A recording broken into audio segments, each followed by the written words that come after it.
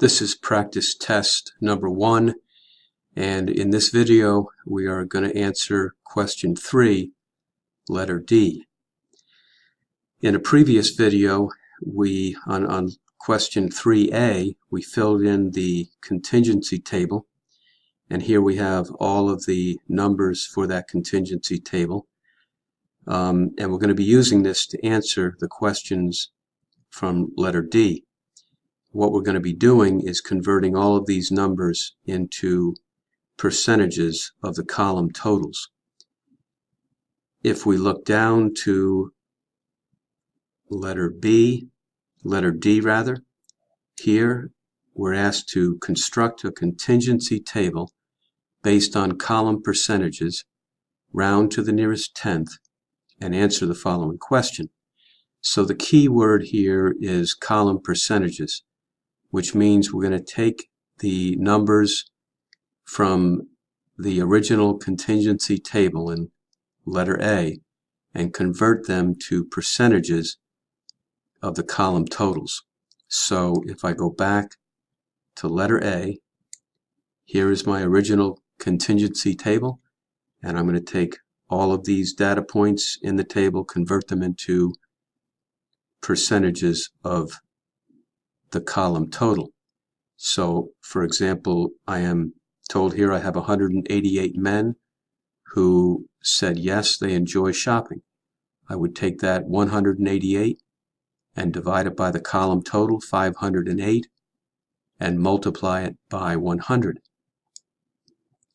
And that would give me 37.0% right here.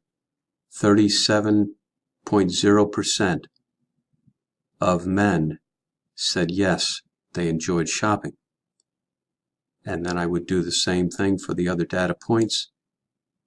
For example, here I have 320 men who said no. I would take that 320, divide it by 508, multiply it by 100, and that would give me 63.0% of men said no, they did not enjoy shopping. And then I would do the same thing for the women as well, and the rest of the numbers in the table. For example, here I have 203 women who said yes, they enjoyed shopping.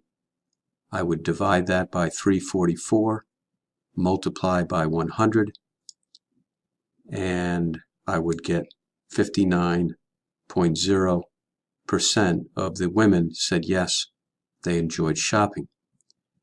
And I would also do the same thing with the numbers in this total column. I would take 391, divide it by 852 times 100.